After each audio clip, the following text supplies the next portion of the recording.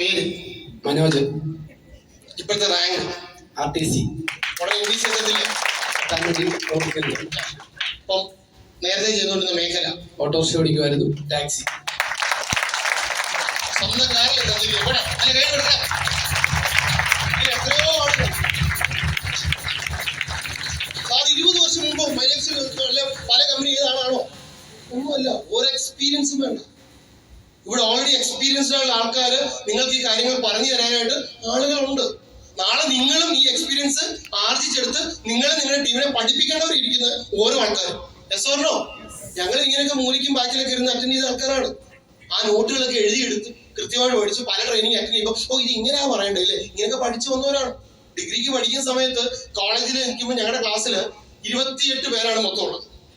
4 ആണുങ്ങൾ, 24 പെണ്ണുങ്ങൾ. ഓരോ ബെഞ്ച് വൈസാണ് അസൈൻമെന്റ് ഒക്കെ പ്രിപ്പയർ ചെയ്യേണ്ടത്, സെമിനാർ ഒക്കെ എടുക്കേണ്ടത്. ഇന്നേ വരെ ഒരു സെമിനാറും ഞാൻ പ്രിപ്പയർ ചെയ്ത് കൊടുത്തിട്ടുണ്ട്. ക്ലാസ്സിൽ പാട്ട് പാടുന്നൊരു പയ്യനുണ്ട്, സ്വരാജ് എന്ന പേര്. ഇവരാ എല്ലാ ദിവസവും ഇത് പ്രസന്റ് ചെയ്ത്. കാരണം 24 എണ്ണത്തിന് മുന്നിൽ പോയി മുട്ടിടിക്കും. ഇവിടെ വന്ന് നിന്നിങ്ങനെ സംസാരിക്കുന്ന 1000 അല്ല 10,000 നമുക്ക് പുഷ്പം പോലും സംസാരിക്കും. ഈ ഇൻഡസ്ട്രി വന്നതിന് ശേഷം കിട്ടിയ കഴിവുകളാണ് ഇതൊക്കെ. ഓട്ടോമാറ്റിക്കലി ഓരോ ആൾക്കാർക്കും കിട്ടും. സാറിന് എക്സ്പീരിയൻസ് വേണ്ട.